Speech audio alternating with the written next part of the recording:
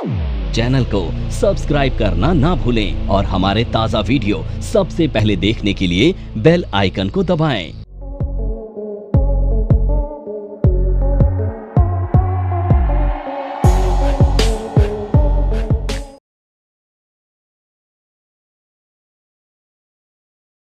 Sector analysis, जिसे industry analysis भी कहा जाता है। अब आप देखो कि स्टॉक मार्केट में बहुत सारे सेक्टर्स होते हैं, बहुत सारे शेयर्स होते हैं।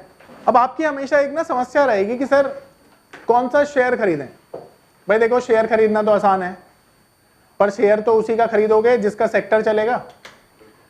यानी कि सेक्टर एनालिसिस एक डिफिकल्ट चीज होती है। अब आपको अगर ये पता चल जाए कि कौन सा सेक्टर आने वाले दिनों में आउट परफॉर्म करने वाला है तो आसान हो गई ना, चीज ही आसान हो गई। उसी सेक्टर के शेयर्स को खरीदकर पैसा बन जाएगा। तो अब मैं आज आपको सिखाऊंगा कि भाई सेक्टर को कैसे सेलेक्ट किया जाता है। तो इकोनॉमी में 40 सेक्टर्स होते हैं, पर जो मेजर सेक्टर्स हैं वो 20 के आसपास हैं। इन्हीं 20 सेक्टर्स में ज्यादातर शेयर्स मार्केट में लिस्टेड हैं और उनमें आप काम करते हैं। अब सबसे पहली चीज समझ लीजिए कि जितने भी सेक्टर्स होते हैं ना, सभी सेक्टर्स में जो उतार चढ़ाव होते हैं वो किसी वजह से होते हैं और उन्हीं वजह को हम फैक्टर्स बोलते हैं। अभी जो फैक्टर्स होते हैं ना, ये माइक्रो और मैक्रो दोनों हो सकते हैं, यानी छोटे भी हो सकते हैं और बड़े भी हो सकते हैं। कुछ फैक्टर्स बाहर से होते हैं, बाहर से आते हैं, कुछ फैक्टर्स हमारे इंटरनल होते हैं। अब ये जो चेंजेस होते हैं ना माइक्रो और मैक्रो लेवल पे, ये ना तो बुरे माने जा सकते हैं किसी सेक्टर के लिए और ना ही अच्छे माने जा सकते हैं। यानी कि मान लीजिए एक एग्जांपल पकड़ के चलते हैं कि जब कोविड आया तो आपके लिए, हमारे लिए, सबके लिए कोविड एक बहुत बुरी समस्या थी, बहुत बुरी चीज थी। अब दुनिया में कौन बोलेगा कि कोविड दोबारा आए? कोई नहीं बोलेगा। पर कुछ बिजनेसेस ऐसे थे जिनको कोविड से फायदा हुआ, जैसे फार्मा इंडस्ट्री को बहुत फायदा हुआ। अब ये फार्मा इंडस्ट्री जो है ये तो चाहती है कि भाई बीमारियां हों ताकि इनका बिजनेस बढ़े। तो एक बात बताओ, बुरी घटनाएं भी घटती है ना तो किसी ना किसी सेक्टर के लिए वो फायदेमंद होती हैं। तो इसका मतलब है कि जो भी दुनिया में घटित हो रहा है वो सबके लिए बुरा नहीं है, ना सबके लिए वो बुरा हो सकता है, किसी के लिए वो अच्छा भी हो सकता है। अब यही चेंज को आपने समझना है और इसी चेंज को समझ के आपको ये समझ में आएगा कि किस सेक्टर में पैसा बनेगा और किस सेक्टर में एक बड़ी तेजी आएगी। तो वो घटनाएं कैसे इफेक्ट करती हैं सेक्टर्स को, वो मैं आपको आज बताने वाला हूं। और आज हम पढ़ने वाले हैं इंडस्ट्री एनालिसिस। तो इंडस्ट्री एनालिसिस में हम ये पढ़ेंगे कि भाई मार्केट में मार्केट कैसे चलता है। तो सबसे पहला जो सेक्टर हम इंडस्ट्री में लेंगे उसका नाम है ऑयल एंड गैस सेक्टर। ठीक है, ऑयल एंड गैस। अब देखो, ऑयल एंड गैस सेक्टर ऐसा है कि जिसको आप अवॉइड नहीं कर सकते। ठीक है, और ये कभी कम भी नहीं होगा, कभी कम तो हो सकता है, इनफैक्ट इसकी जरूरतें थोड़ी कम की जा सकती हैं पर खत्म नहीं की जा सकती। ठीक है, तो oil and gas sector evergreen sector होता है, पहले ही समझ लीजिए। दो तरह के सेक्टर हो सकते हैं, एवरग्रीन और साइक्लिक। अब ये जो ऑयल एंड गैस सेक्टर है ना, इसको हम 3 भागों में ना क्लासिफाइड करते हैं। पहला, अप स्ट्रीम सेक्टर या सेगमेंट। देखो, अप स्ट्रीम सेगमेंट वो होता है जो जमीन से तेल को निकालने का काम करता है और उसके बाद कच्चा तेल बेचने का काम करता है। तो इस सेक्टर में 2 कंपनियां हैं, रिलायंस इंडस्ट्रीज और ओएनजीसी। दूसरा, जो पाइपलाइन के थ्रू, ट्रांसपोर्टेशन के थ्रू सप्लाई करता है, वो इस सेगमेंट में आता है जिसे कहते हैं मिड स्ट्रीम। पेट्रोनेट एलएनजी इसका एक एग्जांपल है। जो ओएमसीज होती हैं, जो ऑयल मार्केटिंग कंपनियां फाइनल आपको पेट्रोल दे रही हैं, आपकी गाड़ी में डालने का काम कर रही हैं, उनको कहा जाता है डाउन स्ट्रीम। अब ये जो डाउन स्ट्रीम है, इसमें बीपीसीएल, एचपीसीएल जैसी कंपनियां आती। पाइप, ये ज्यादा इंपॉर्टेंट नहीं है, जो ट्रांसपोर्टेशन के थ्रू, पाइपलाइन के थ्रू सप्लाई कर रही है। अब समझो कि ये सेक्टर कैसे इंपैक्ट होता है। तो यहां पर पहली चीज देखो, ऑयल के प्राइसेस से ये सेक्टर चलने वाला है। अब सोचो, ऑयल के प्राइसेस हैं $100, तो $100 तो ज्यादा है, पर एक बात बताओ, जो कंपनी तेल निकाल के महंगा तेल बेचेगी तो उसको फायदा तो तब होगा जब ऑयल की कीमतें ज्यादा होंगी। एक इनकी मैन्युफैक्चरिंग कॉस्ट भी होती है, मान लो $40 तो इसकी कॉस्ट है, $40 इसकी कॉस्ट है एग्जांपल के लिए। अब तेल है $50 तो इसका मार्जिन कितना है? 10। तेल है $100, मार्जिन कितना है? 60।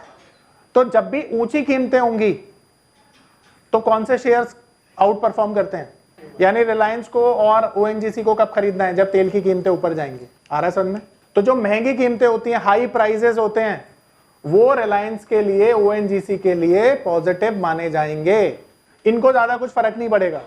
पर तेल की जब कीमतें डाउन होती है ना तो इनके लिए पॉजिटिव होता है। ऑयल प्राइस जब डाउन होता है तो डिमांड इनकी ज्यादा होती है, सप्लाई ज्यादा करनी पड़ती है, बट बाय एंड लार्ज ज्यादा कोई फर्क पड़ता नहीं है।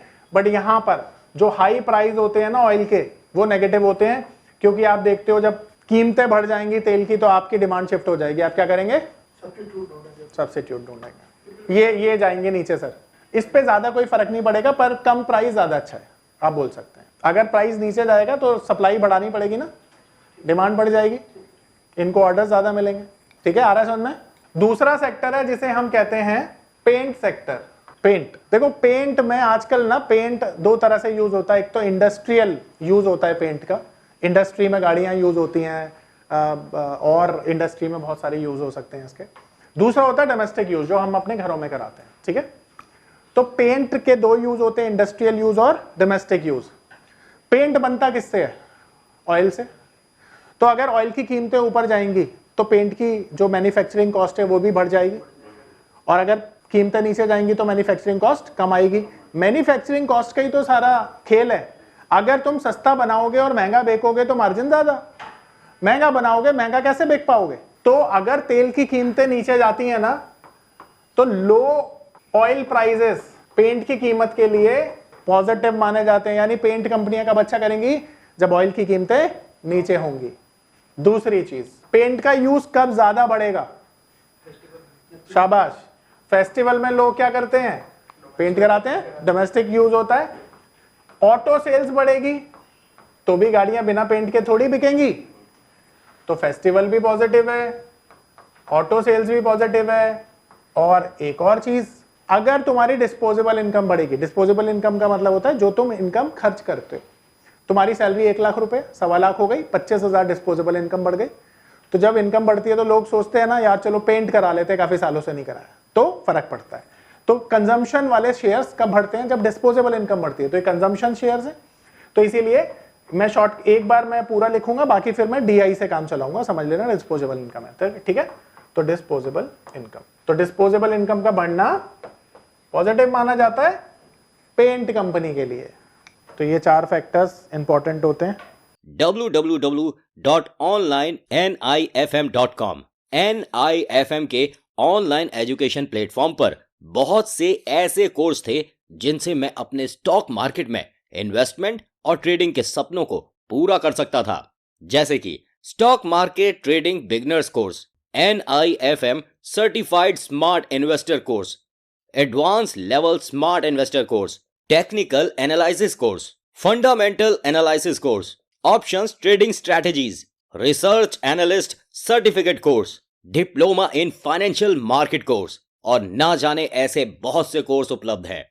फिर मैंने www.onlinenifm.com की साइट पर जाकर NIFM का NIFM certified smart investor course को ऑनलाइन परचेज किया, जिसको सीखने के बाद मैंने जाना कि शेयर मार्केट से पैसा कमाना कितना आसान है। बस आपको एक सही प्लेटफॉर्म की जरूरत है, जो है www.onlinenifm.com। NIFM के ऑनलाइन प्लेटफॉर्म की वजह से मैंने लॉकडाउन के दौरान शेयर मार्केट से अच्छी इनकम भी जनरेट की।